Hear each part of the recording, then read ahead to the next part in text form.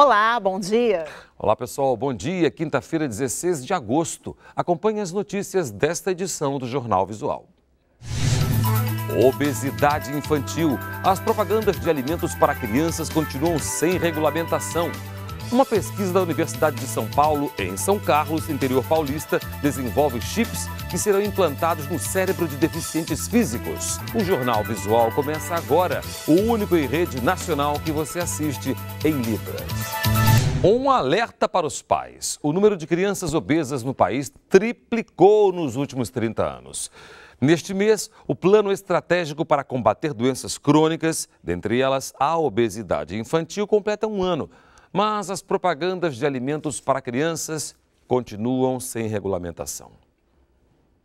A vontade de comer alimentos calóricos e com poucos nutrientes pode ter um preço alto, a obesidade. De acordo com o IBGE, o número de crianças obesas entre 5 e 9 anos triplicou nas últimas 3 décadas. Hoje, 1 em cada 3 pessoas nessa faixa etária luta contra a balança. O problema é maior entre os meninos. 16% estão acima do peso. Entre as meninas, esse percentual é de 11%. O Ministério da Saúde tem um plano estratégico para combater, dentre outras doenças, a obesidade infantil. Ele foi lançado há 1 ano. Uma das metas é regulamentar a publicidade voltada para este público, considerada uma das causas da compulsão por alguns alimentos. Propagandas vêm com musiquinhas bonitinhas, bichinhos, crianças felizes, né, magras. Então, é uma influência muito forte para a criança seguir aquele mau hábito alimentar. O assunto foi parar no Congresso Nacional, onde tramita um projeto de lei que restringe a veiculação de anúncios.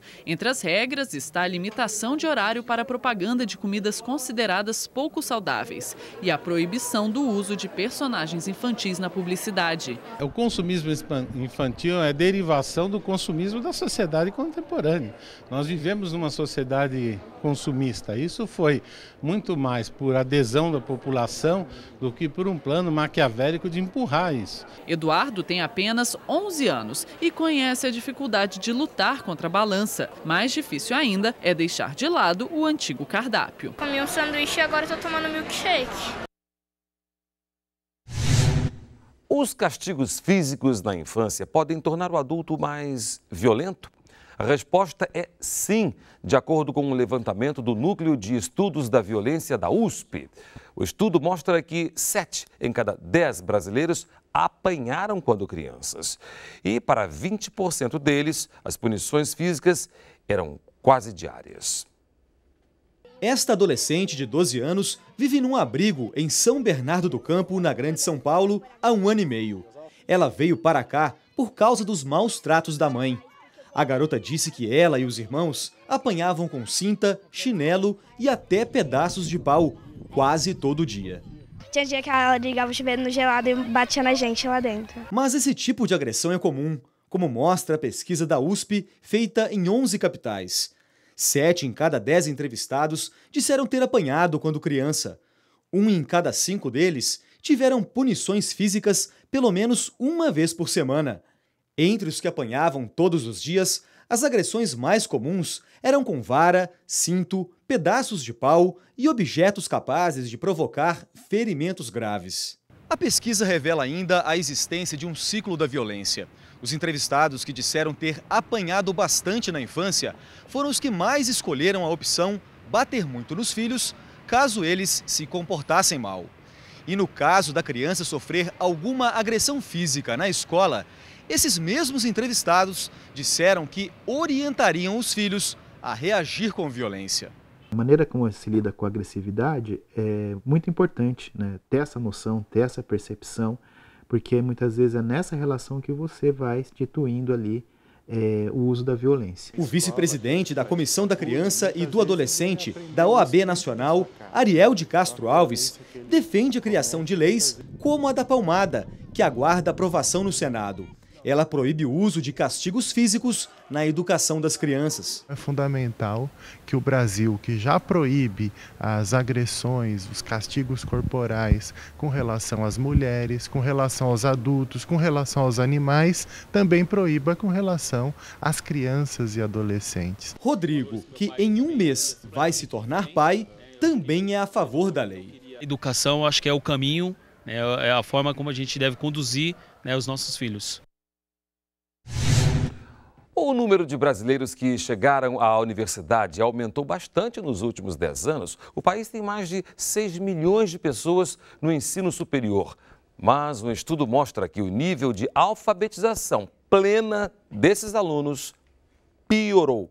Para muitos jovens, ter diploma universitário é fundamental para um futuro profissional bem-sucedido. Se você tem um diploma, acho que você já consegue emprego bem mais fácil. O mercado tá difícil hoje em dia, né? Se não tiver faculdade, não tem um bom emprego, não ganha bem, não cresce na vida. Mas nem todo universitário sente confiança no próprio histórico escolar para conseguir melhores resultados durante a graduação. Eu vim do ensino público, tem muita coisa que eu não vi assim, em relação a outras escolas particulares. Em 10 anos, o Brasil avançou na área de educação. Mais gente teve acesso à escola e à universidade. Mas um levantamento mostra que 4 em cada 10 alunos do ensino superior não dominam plenamente as habilidades de leitura, escrita e matemática.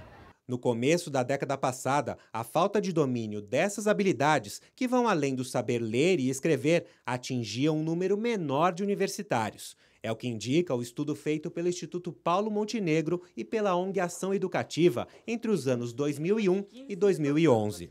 Hoje, chegar ao nível superior significa muito menos em termos de aprendizagem. Aumentou o percentual das pessoas de ensino superior que não demonstram ter plenas habilidades de leitura e escrita. A pesquisa mostra ainda que houve perda de qualidade também no ensino médio. 65% dos estudantes não atingiram o nível de alfabetização plena.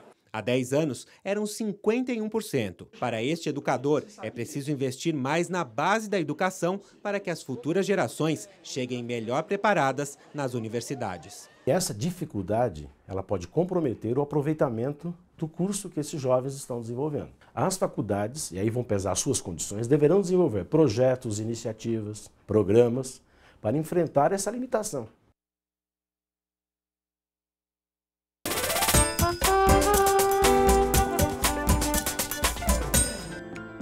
Dramatização, comédia, terror, romântico. Então, vamos revisar os sinais? Dramatização, comédia, terror, romântico. E olha só que interessante, mover próteses de braços e pernas, apenas com o comando do cérebro. Em breve, isso pode se tornar realidade no Brasil. Uma pesquisa da Universidade de São Paulo, em São Carlos, interior paulista, desenvolve chips que serão implantados no cérebro de deficientes físicos. Pois é, e a tecnologia pode permitir o controle dos membros artificiais. Pedro nasceu com uma má formação na perna e desde 1 ano de idade usa prótese. Isso não o impediu de levar uma vida normal e de se tornar atleta do basquete paradesportivo. Nunca teve limite na minha vida. Tudo eu falo assim, se ele pode fazer, por que eu não posso fazer também? Limites que devem ser cada vez mais fáceis de superar.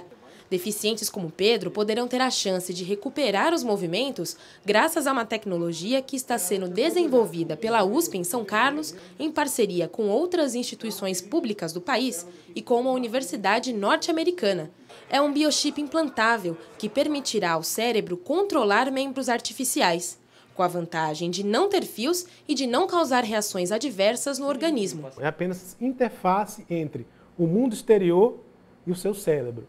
Como ela é uma interface sem fio, a gente podia dizer que é o Bluetooth para você entrar dentro do cérebro. Eletrodos no formato de agulhas super finas penetram a camada mais externa do cérebro e estabelecem a comunicação com os neurônios. Sinais elétricos, como o do movimento do braço, por exemplo, são captados e, em seguida, processados pelo chip. Uma antena envia o sinal para fora do corpo, podendo beneficiar quem usa próteses e até quem perdeu os movimentos após um acidente. Um dos principais desafios de um projeto como esse é encontrar o material certo para produzir o dispositivo, que não pode ser rejeitado pelo corpo. É o que a ciência chama de biocompatibilidade. Essa barreira foi vencida pela equipe do professor Steve Saddle, da Universidade Sul da Flórida, nos Estados Unidos. Ele trouxe para o projeto um material mais resistente chamado carbeto de silício. Ele é melhor aceito pelo corpo e mais estável que o tradicional silício, comum na fabricação de produtos semelhantes. Steve conta que estava trabalhando nesse material há 20 anos e descobriu há 10 que ele era compatível com o corpo. Testes em ratos mostraram que o silício, comum em eletrodos e chips, reage com as células do cérebro, deixando cicatrizes. Com o passar do tempo, o dispositivo para de funcionar por conta dessa reação. Já com carbeto de silício, isso não acontece e o corpo não tenta eliminá-lo, o que garante o seu bom funcionamento. O projeto começou em julho com recursos do Programa Federal Ciências Sem Fronteiras. Em 3 anos, a equipe deverá chegar ao protótipo final do chip. A solução completa para portadores de deficiência deve levar ainda mais tempo, mas a ciência já deu um importante passo. Facilitar tanto as pesquisas de neurociência, como também facilitar a utilização de futuros usuários dessas próteses móveis. E o Jornal Visual está terminando. Obrigada pela companhia. Bom dia para você. Bom dia e até amanhã.